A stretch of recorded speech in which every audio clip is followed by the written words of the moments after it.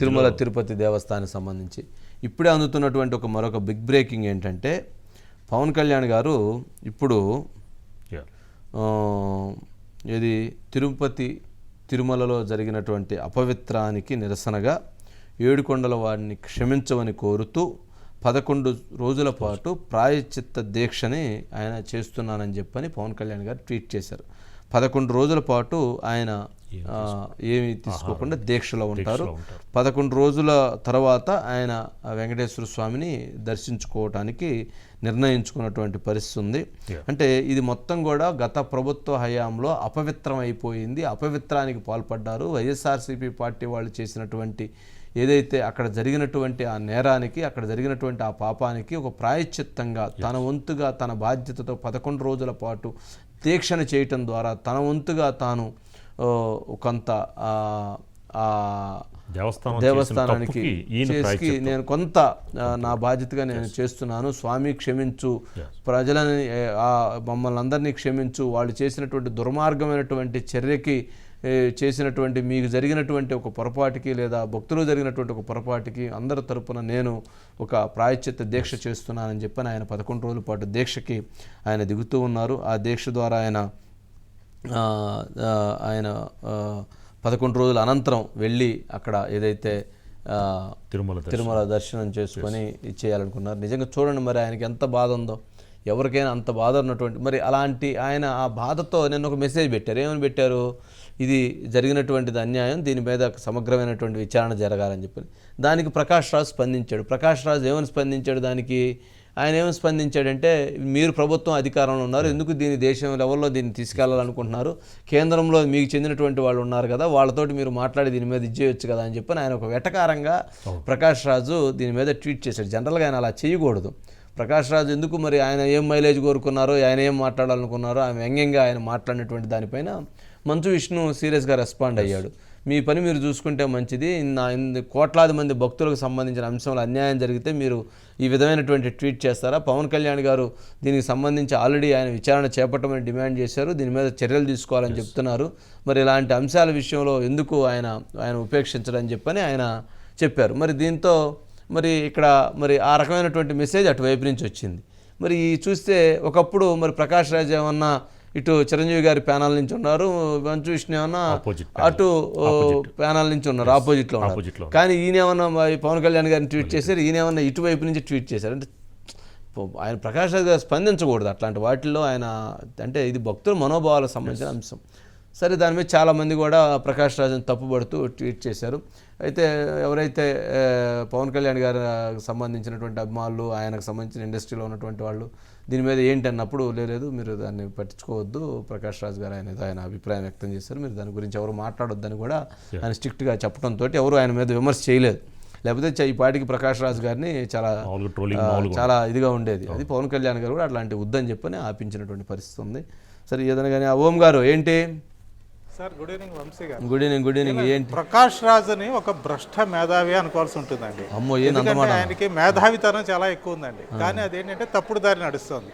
అంటే బీజేపీ మీద ఆయన ఉన్నటువంటి కక్ష కావచ్చు, కార్పణ్యాలు కావచ్చు, ఏదైనా కానీ బీజేపీ మూడోసారి అధికారంలోకి రాదు అని ఆయన గట్టిగా నమ్మిన తర్వాత బీజేపీ ఒకసారి అధికారంలోకి వచ్చేసరికి ఆయనకి రకరకాలుగా భ్రమలన్నీ తొలగిపోయినాయి. ఏంటి మనం దేశవ్యాప్తంగా దానికి వ్యతిరేకంగా ఇంత పని చేసినా కానీ ఇలా ఎందుకు జరిగింది అన్నది ఒక బాధ.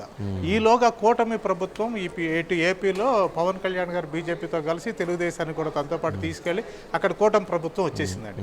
దాంతో ఆయనకి ఏం అర్థం కావట్లా. అలాగే ఇక్కడ కేసీఆర్, కేటీఆర్కి ఆయన మంచి దోస్తుగా ఉన్నారు. ఇక్కడ కాంగ్రెస్ పార్టీ వచ్చింది. దాంతో ఏం చేయాలో తెలియక ఇందాక మీరు అన్నట్టుగా ఒక రకమైనటువంటి మైలేజీ కోసమని అనుకోవచ్చు, లేకపోతే అనవసరమైన విషయాల్లోనండి. పవన్ కళ్యాణ్ గారు చెప్పింది ఏంటంటే సనాతన ధర్మ రక్షణ బోర్డును ఒకటి ఏర్పాటు చేస్తే బాగుంటుంది.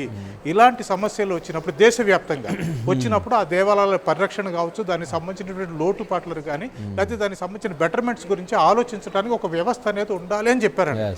దానికి ఇప్పటికే దేశంలో మతాల మధ్య సామరస్యత లేదు, మీరు ఇవన్నీ కూడా ఎందుకు రెచ్చగొడుతున్నారు, దేశవ్యాప్తంగా తిరుపతి లడ్డు గురించి ఎందుకు ఇంత ప్రచారం చేస్తున్నారు అని ఒక పిచ్చి ట్వీట్ చేశారండి. అది చాలా మంది హర్ట్ చేసింది. అంటే పవన్ కళ్యాణ్ మీదో లేదా బీజేపీ మీద మీకు కోపం ఉంటే వ్యక్తిగతంగా వాళ్ళ చర్యల్ని, వాళ్ళ నిర్ణయాల్ని ఇది చేయొచ్చు.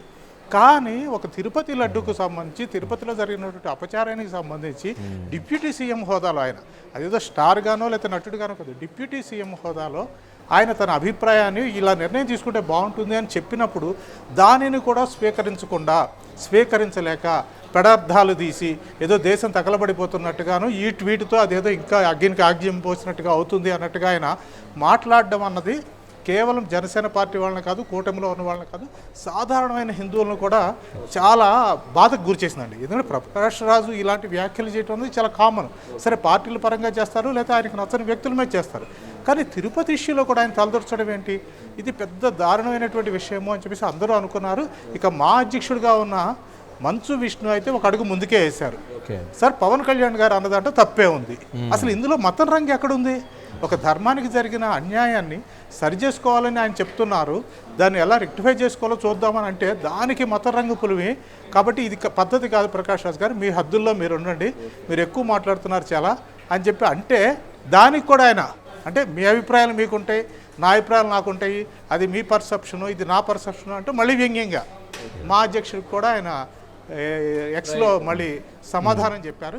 ఏదేమైనా కానీ ఈ రోజున ప్రకాష్ రాజ్ చేసినటువంటి వ్యాఖ్యలు ఏవైతే ఉన్నాయో దానికి టోటల్గా యూ టర్న్ తీసుకుంది, బూమరాంగ్ అయింది. కనీసం ఇప్పుడైనా అంటే నిజంగానే మేధావి అండి, అందులో సందేహం లేదు.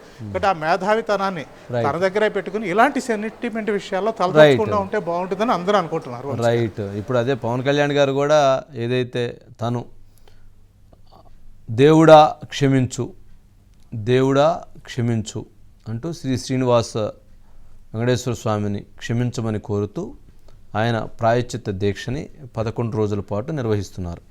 దీనికి తిరుమల లడ్డీ కల్తీ నేపథ్యంలో అంటే తిరుమల కల్తీ లడ్డుని చేసినటువంటి వైఎస్ఆర్సీపీ పార్టీ హయాంలో జరిగినటువంటి ఏదైతే భక్తుల మనోభావాలు దెబ్బతిన్నాయో, స్వామివారికి ఎక్కడైతే ఆగ్రహం వస్తుందో, స్వామివారు ఎక్కడైతే బాధపడుతున్నారో వారందరి తరపున క్షమించమని కోరుతూ ప్రజలందరి తరపున ఆయన ప్రాయశ్చిత్త దీక్షను 11 రోజుల పాటు నిర్వహిస్తున్నారు.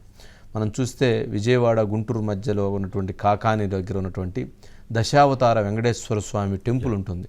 చాలా పవిత్రమైనటువంటి టెంపుల్ దశావతార వెంకటేశ్వర స్వామి.